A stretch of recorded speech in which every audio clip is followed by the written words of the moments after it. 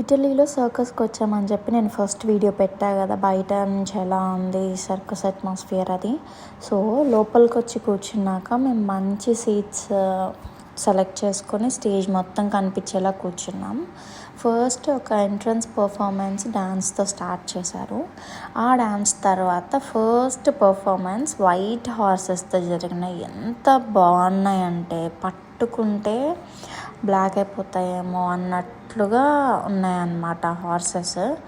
ఇక్కడ ఒక main thing ఏంటి అంటే ఈ సర్కస్లో జరిగే ఎటువంటి ఫీట్స్ అయినా ఏదైనా కానీ యానిమల్స్కి ఎలాంటి ప్రాబ్లం లేకుండా హామ్ లేకుండా జరిగినాయి.